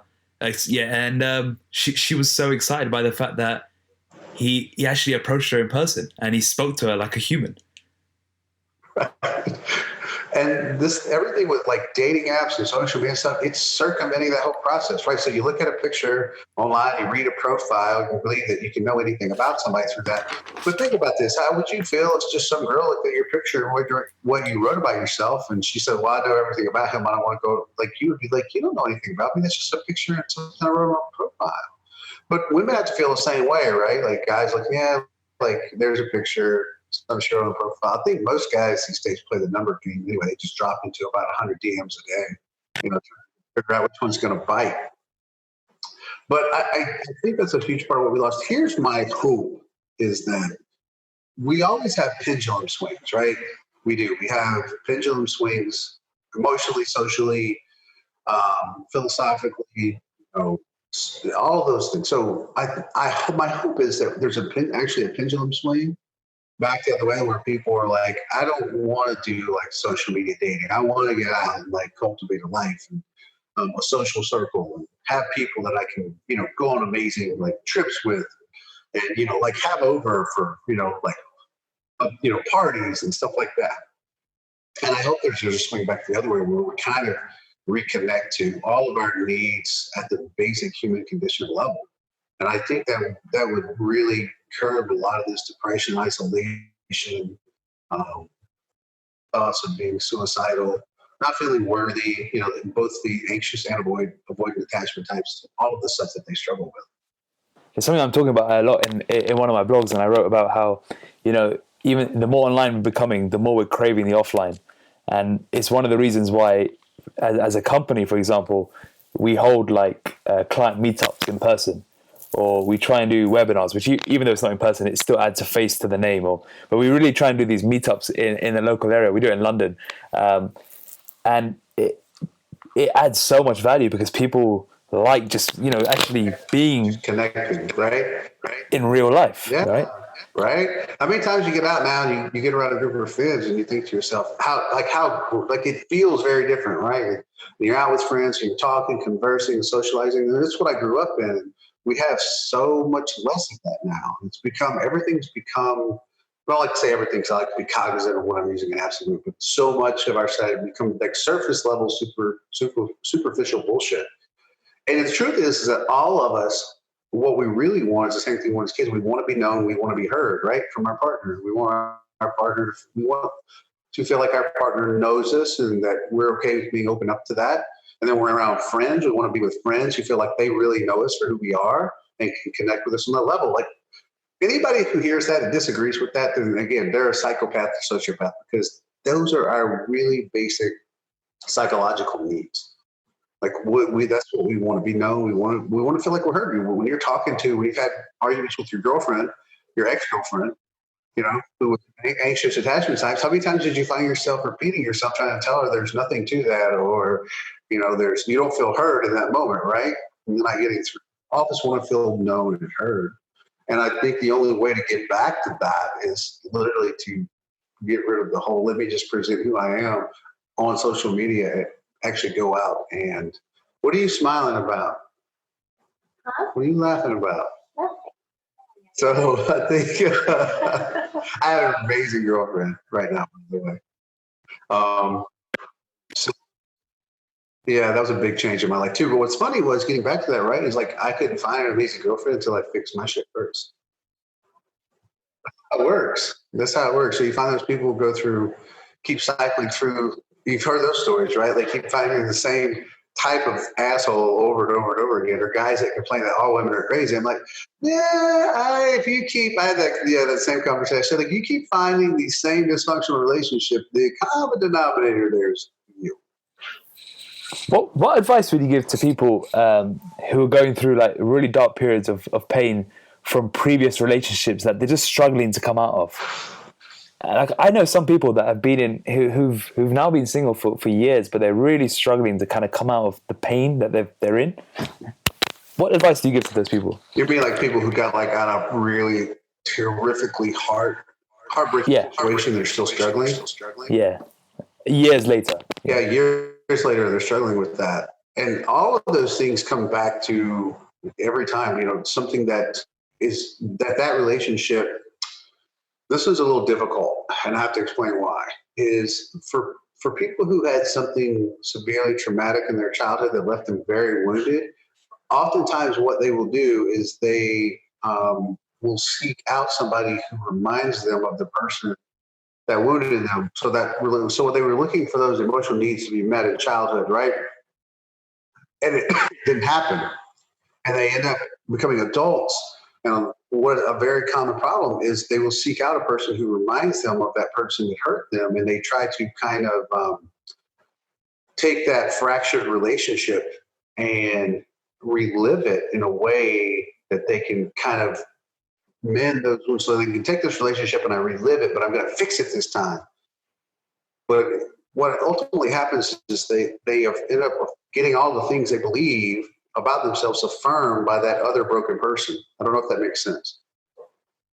So whatever it is that you believe about yourself, you need affirmation for that. We all deal with that. So if you believe you're unlovable, if you believe you're unworthy, if you believe all those things, you're going to ultimately, your subconscious can help you find somebody that will affirm those beliefs back to you, because we need our beliefs to be affirmed to us.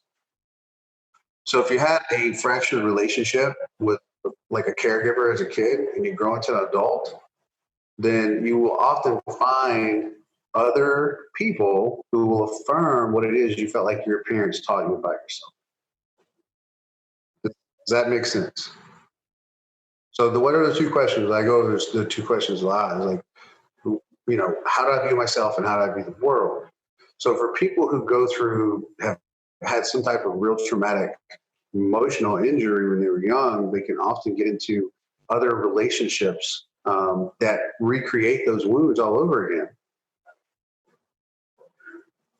So you take a kid that had something really traumatic happen to them, they grow into an adult, they finally, there's enough time passes that the trauma doesn't actually get smaller. The memory of that trauma gets smaller, but you build a life around it. That's a whole other thing that's even more interesting, was that what we see is when trauma happens, okay, and the best way I explain it is, and the trauma is this big. The way I try to explain it is, think about trauma, something traumatic happened to you, there being like a parking space, right? And there's no other parking spaces. It's not even a parking lot, it's just a parking space, right? So right there, that's the only place you can park. So you just feel completely enveloped by that trauma, that pain, somebody's like that had that relationship that failed. Like it's their whole world at that time, right? It's all they can think about, the pain that's involved in it. When they wake up, that's all they can focus on is like the pain I'm feeling from this loss, and why did this person love me enough? Why didn't they give back? I was so stupid because I gave all this to them, and like then I got manipulated or deceived or all these things. So you're living in that bubble of trauma, like that really small bubble. So as life goes on, and here's the other discipline part that has to happen, what we learn. So if that trauma is that one parking space, as you start to, it's not that time heals all wounds. That's actually something that they looked at and figured this out. It's not that time heals all wounds, because it's like, just like you said, you're clearly, somebody, it feels like they're still living in that trauma that happened from years ago, right? They're still suffering. So you've got to start building around it. And that's what they saw, was so that the trauma is like, say if it's this big, what happens is over time as you cultivate more new experiences and make new friends and go to new places and all this kind of stuff, this is what happens. So that area around the trauma expands. Yeah, so now it's not, the parking lot's not one parking spot. It becomes a real parking lot, and there's other places you can park, i.e. memories, your experiences, and they get bigger around it. And that's what, when we have a trigger, something puts us right back in that parking spot. Now, here's the thing, because you've cultivated a life, you can move out of it a little faster now because you have all these other areas you can access. I feel like I'm explaining myself a little more clarity now. No, that makes a lot of sense, because when I speak to the friends who've been through this, it's always a trigger, and they'll be like, I'll be like, oh, how's it going in this week? And they're like, oh, I just had a trigger on Sunday, and I've been really bad the last few days. Right, and it's and they were doing so well. Yeah. Right, they were doing so well, and then something happened to set them back. But they move out of it a little faster. So in other words, they were in one of those deep valleys that we talked about for a very long time. But then as time passed, they created new memories, went to new places, met new people, did new things, right? So there's all this other stuff gets expanded around that trauma, and then something can happen, bam, and they're right back in it. But they have new stuff they can access outside of that now, so they don't have to stay there as long. Yeah. That's a really good point. So that'll be good advice for people. Yeah. So here's the thing. We talked about earlier. It's like, how do you find those emotionally centered places? Like at first, it's a disciplinary act. It's habit, right? So I'm, I have this emotion. It's pulling me this one way. I know I'm not centered. I'm feeling anxious. I'm having fear. I'm anxious because of fear or because of pain, and those tend to drive other emotions. So like when you're feeling that anxiety, you have to make the conscious decision to say, okay, I'm going to be centered. How am I going to deal with this way? Because our reactions ultimately end up creating the outcome, right? Like what we say and what we do create the outcomes we end up with. So for somebody who's struggling, they're that heartache, that loss, that whatever, get back to asking those two questions. How do I view myself and how do I view the world? And the other thing is get out there and start cultivating a freaking life. Get out there, because here's the thing, it'll be hard at first. It's like that disciplinary action that I'm talking about, but get out and make the effort. And what will happen is over time, as you're working, and it's like when you're training, and it's hard at first and it hurts, right? But eventually you grow muscle. Well, flexing your emotions properly is no different. So as you get out there and you cultivate a life and experiences and meet new people and do all this stuff, you may not notice it much at first, right? Like when you first start training, you might not notice like all these muscles popping up. Then one day you wake up and you're super jacked. That's how it happened to me. I was really skinny. One day I was super jacked. I'm just kidding. But there's you wake up one day and you're like, wow, I haven't even thought about that person for weeks. And I had those moments too where I'd be like, holy shit, I haven't even thought about her for weeks. And I have a really good one. I stole this from my friend. So here's when you're healing is when it all becomes the second thing. And I love this. And I stole it from my friend. I'm not even going to say who it is, but I'm just going to take it from, but I'll always say I stole it. I'll at least give it a credit say I stole it. But it's the second thing. And that is when you ask yourself, how do I know that I'm healing moving forward? Is because when you wake up in the morning, it's not the first thing that you think about. It's the second thing or the third thing, or eventually it becomes the never thing or the rarely thing. But once it becomes the second thing, it's not the first thing anymore. We're getting there. Yeah, interesting. That'll be very useful for our listeners, I think. Very insightful. Paul, what's your version of success? I'm intrigued. Internal peace, right? Beat that. Yeah. Yeah, I saw the wheels turn as soon as I said, you're like, yeah, I don't know who could beat that. I watched this video the other day. It's ultra marathon runner guy. And his name is Dean something.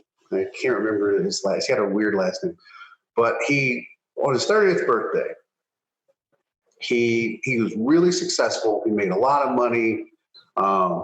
He was absolutely brutally miserable, and he had a good marriage too. But he was brutally miserable with life because he didn't feel like what he was doing had significant meaning.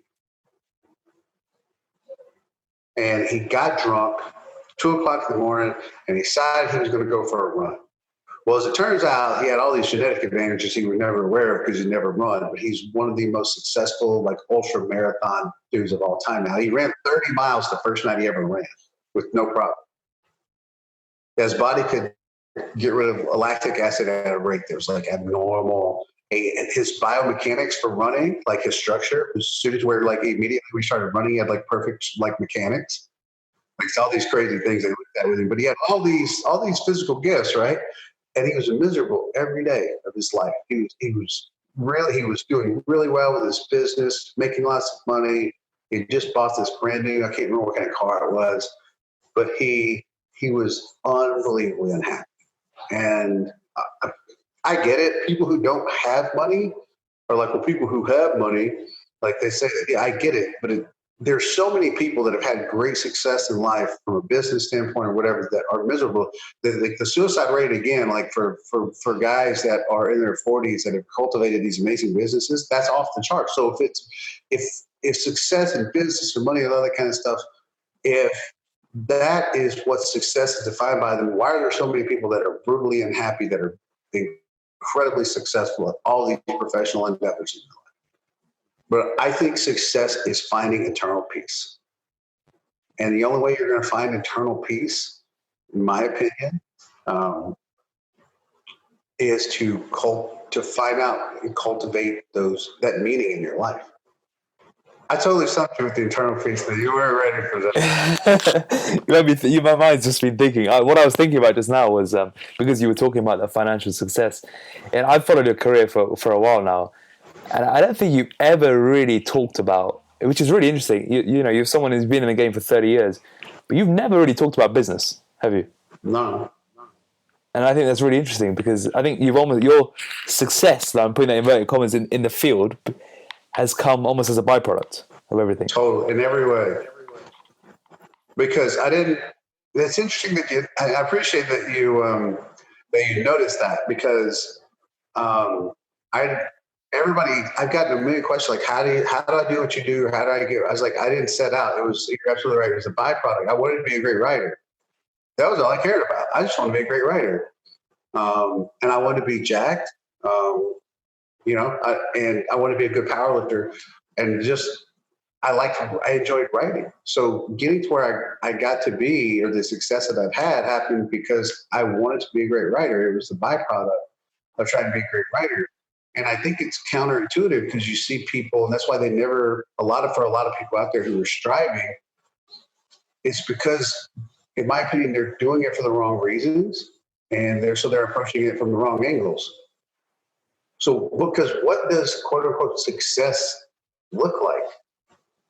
So, is it X amount of number of followers? Well, okay. But what if you're not making any money at X amount of number of followers? I know people that have 6,000 followers that are making $400,000 a month.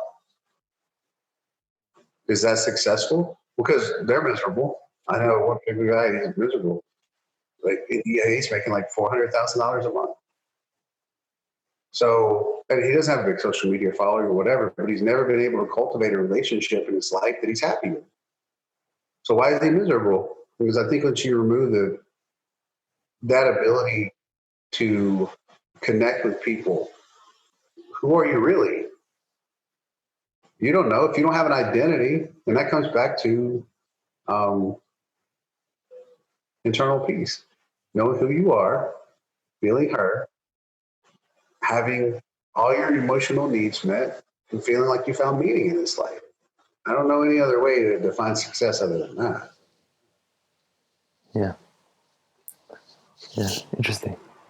It's I always look out for that, and and I was scrolling through, I think, your page once, and I was thinking, for someone of his stature in the industry, he's never once mentioned it, and I think that's great. It's very refreshing.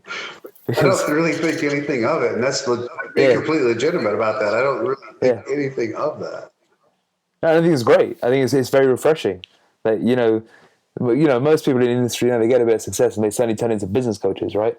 Whereas it feels so awkward for me to try to present myself in that way, dude. I just still see myself as a regular bro hand. I'm just in I'm in a position lift weights and rides. But I just the same thing. I like to connect with people. To me, like connecting with people, helping people, feeling like, do I feel like I'm kind of being pushed in a position, almost internally, what I feel like for meaning is to help educate and lead me in these areas. Yeah, but I also felt like for a while when I was going through those stages of codependency, it's like I had to get myself right first, because I need to be able to work from a place that's authentic and organic.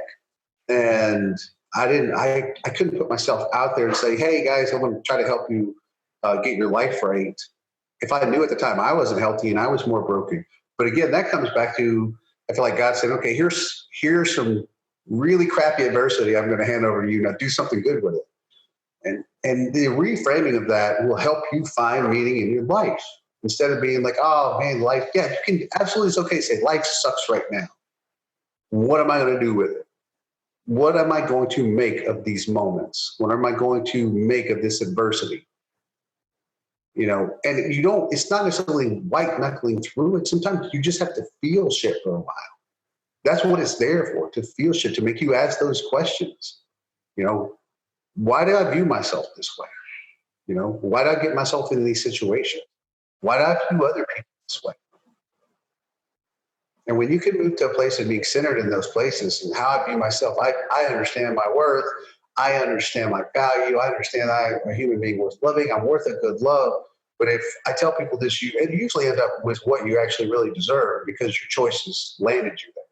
So for the people out there who keep saying stuff like, well, I deserve a great relationship, I deserve somebody that loves me, I deserve this kind of thing, but you stay in situations where you're not getting those things and you don't deserve them.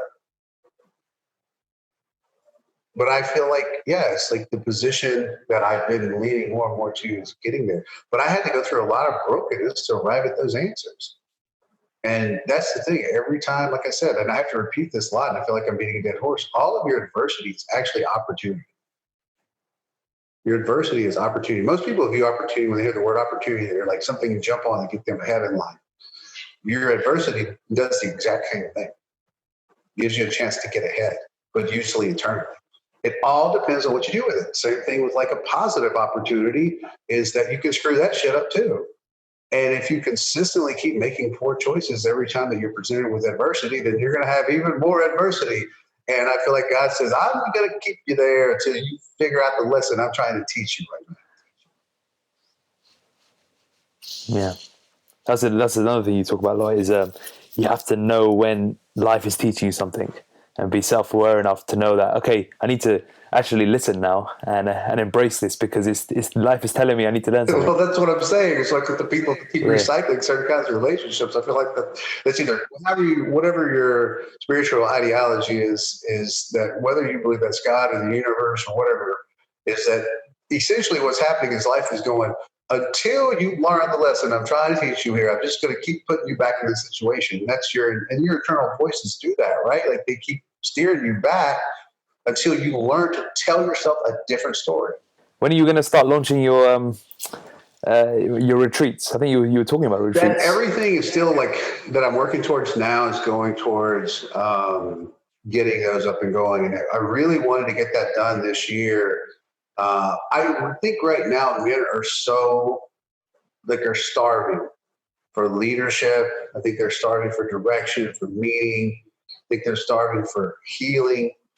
I think there's so many of these things, and I think that men really want that. I think that's why you saw such a backlash to the whole Gillette thing. Why it bothered me so much I mean, people may not understand why, because I have so many conversations with men that I work with daily or during the week or whatever that are hurting.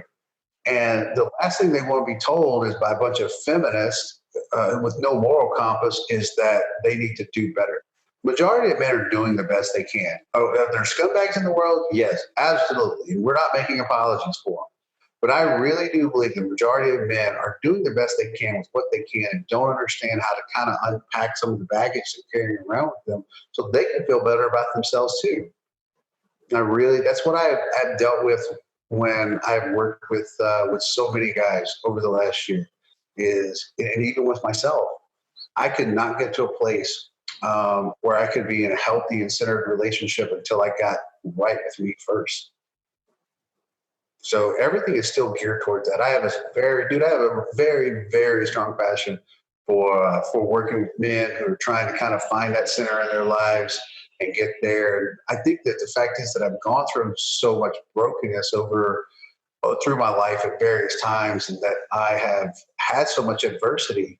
And yeah, there's guys that have had it way harder than me, or maybe some of the feeling you can say, well, somebody has or hasn't. It's really all of our struggles and our wounds and everything we go through is unique to us. There's no real way to literally weigh like, oh, my trials are worse than yours or less than yours or whatever.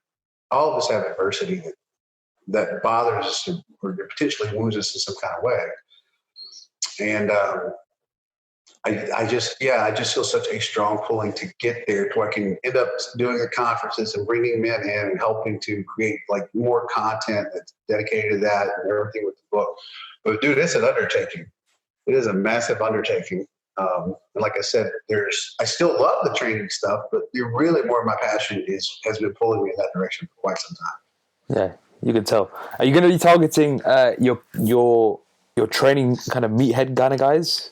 Or are you going to just be going for men overall? All men. I think all men, just can benefit from this. Probably meatheads more.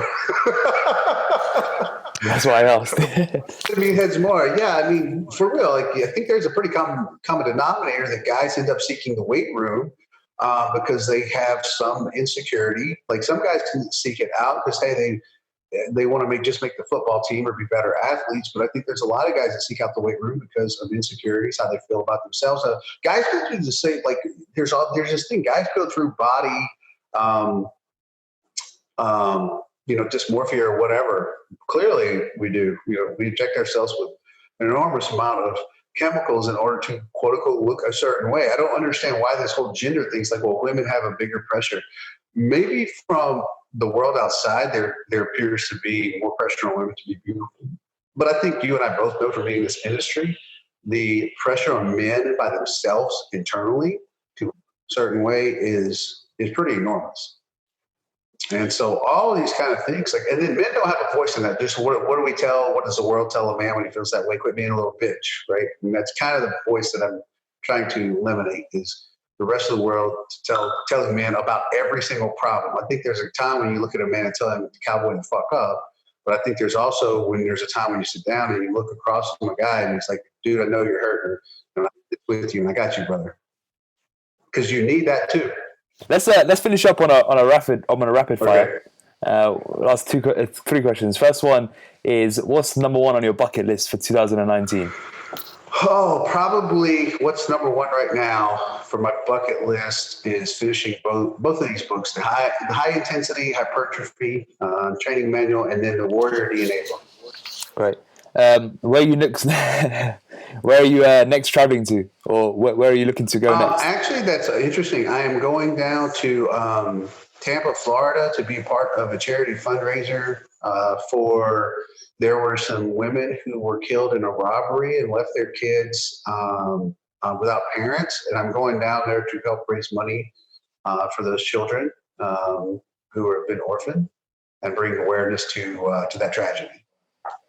What are you doing for it? I haven't gotten all the details yet. I just found out about it and agreed to it to help a friend out a couple of days ago. So I should be touching base with the guy that's going to be running it with like today or tomorrow. Okay. And who should we have on our podcast next? Gosh. Oh, yeah, definitely Scott Stevenson, man. Have you, Oh yeah, we haven't had him you on. haven't had anyone? No, we haven't had him Yeah, on. you got to have Scott on. He's amazing. Yeah, we had Swede on last time when you mentioned Swede. Yeah, you got to have Scott on. He's good. Scott is he's the smartest guy I have ever talked to or worked with in 30 years when it comes to training and nutrition, but he's also just as well versed in all the stuff I'm talking about too. So he and I, when we have conversations, we basically do this for like 6 hours at a time. I love that guy to the end. He's amazing. Oh, well, I didn't know that. I thought he was just a big training dude. No, dude, he's like one of the smartest. Yeah, I know he's a super smart. Not just about training, dude. He's like really well versed. He does whole podcasts on life development and all that kind of stuff. Yeah, he's a really awesome dude. So don't just have him on and just talk about the Yeah, I'll do that. Super well-rounded guy. Knows a little bit about everything and a lot about some other stuff too. So yeah, one of my favorite humans in the world. Awesome. Can you introduce me to him afterwards? Absolutely, dude. I'll make sure I hook you up. Awesome. Is there anything you wanna plug or talk about to send people to?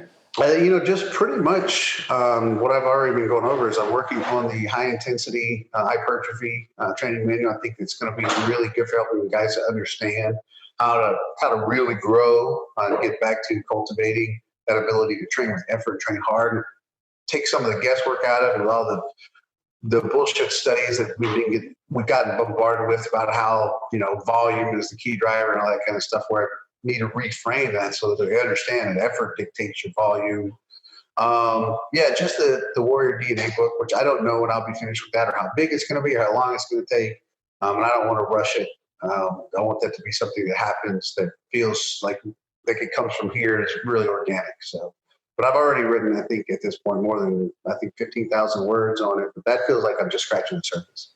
Yeah, I'm interested. When you write these books, how do you manage your time? Do you just focus on one at a time, or do you mix in your blog articles? Because I know you write for a lot of different things.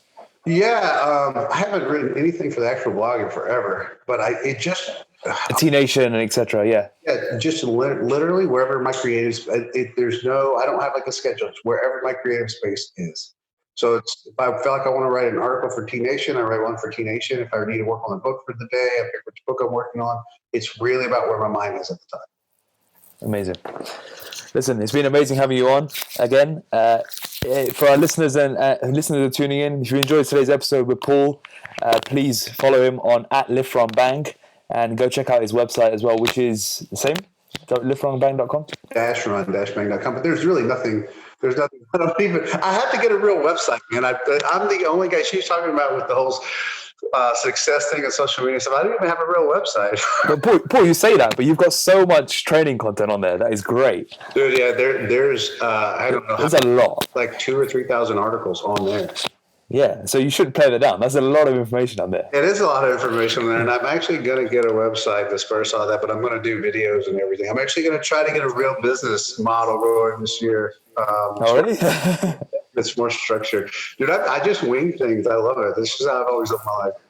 I mean, I used to read your raw squat series, your raw bench series, all of that. And there's so much gold in there that people don't talk about. So I'd recommend anyone to go and visit there, even if they look in the archives and looking through the old school Paul Carter articles. Yeah, there's still a lot of really good old strength stuff. Strength related stuff in there. Yeah.